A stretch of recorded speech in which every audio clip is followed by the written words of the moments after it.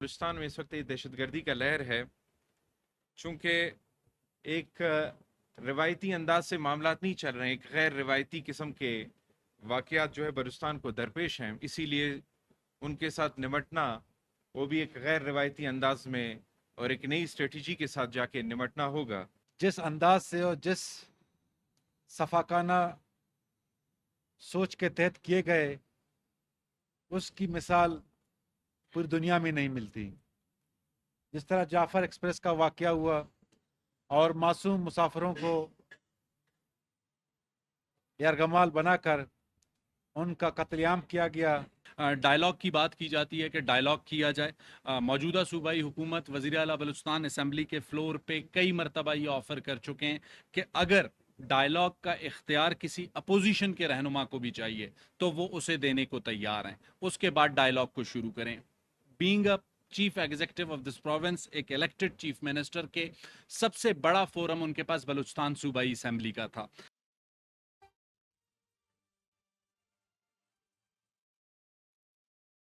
مسافروں کو، مزدوروں کو اور بلوچستان کے مختلف بے گناہ لوگوں کو نشانہ بنایا گیا ہے، وہ انتہائی قابل مذمت ہے۔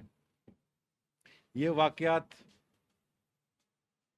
کوئی معمولی اور سادہ سے واقعات نہیں ہیں، ان کے پیچھے بیرونی عناصر ملوث ہیں، جن کی ایما پر بلوچستان میں اور ملک میں ایک قسم کی انتشار پھیلانے کی کوشش کی جا رہی ہے۔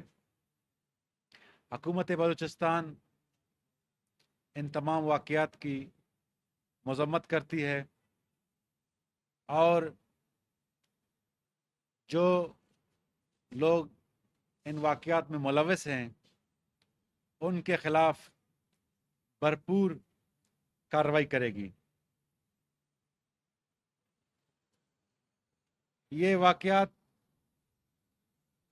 جس انداز سے اور جس صفاقانہ سوچ کے تحت کیے گئے، اس کی مثال پوری دنیا میں نہیں ملتی۔ جس طرح جعفر ایکسپریس کا واقعہ ہوا اور معصوم مسافروں کو یرغمال بنا کر ان کا قتل عام کیا گیا، جو ہر ذی شعور انسان کے لیے قابل مذمت ہے اور پوری دنیا میں اس کی مذمت کی گئی۔ اور پرسوں گوادر میں بس روک کر 5 مسافروں کو قتل کیا گیا، تو یہ انتہائی گھناؤنا عمل ہے، اور جو لوگ اس میں ملوث ہیں حکومت بلوچستان ان کی سرکوبی کرے گی۔ لا انفورسمنٹ ایجنسیز ان کے پیچھے جائیں گے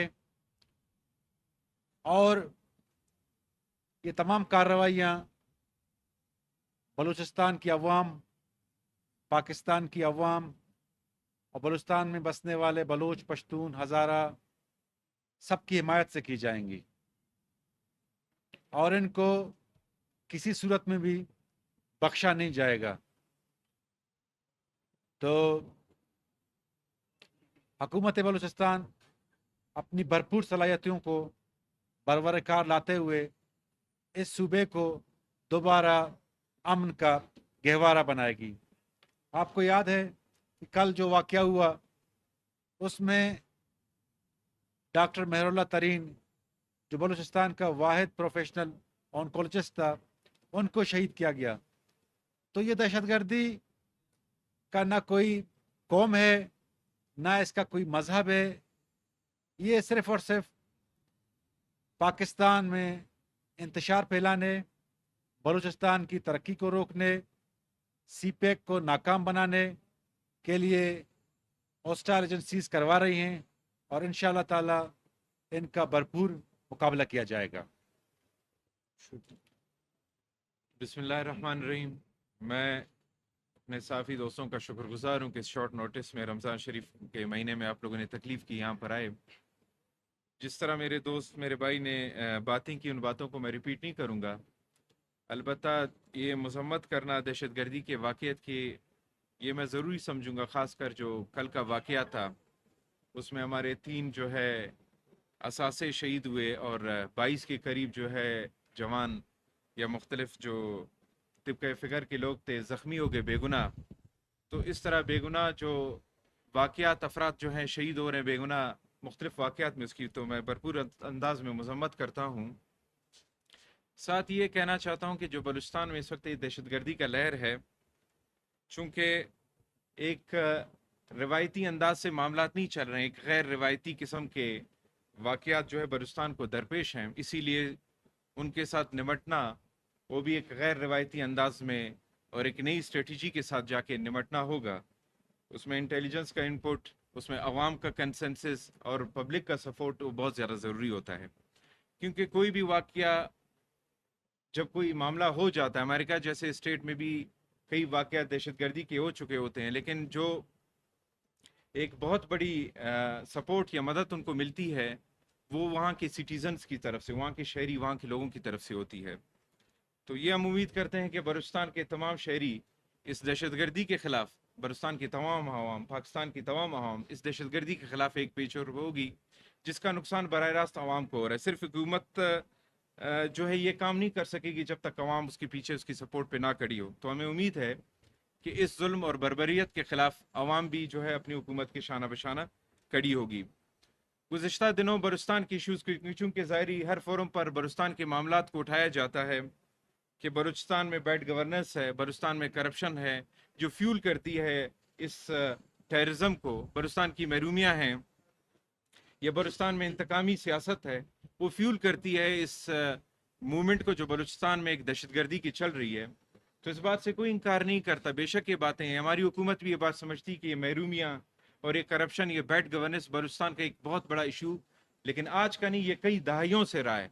ये सिर्फ आज की हुकूमत के वक्त में नहीं, ये कई दहाइयों से ये रहा है, जिसको ये हुकूमत जो है मुकम्मल तौर पर इस बात पर डिटरमिन है कि इसको बेहतर कर सके और गुड गवर्नेंस की तरफ जाया जा सके और करप्शन की रोकथाम की जा सके और बलूचिस्तान को एक बेहतर सिमत की तरफ ले जा सके।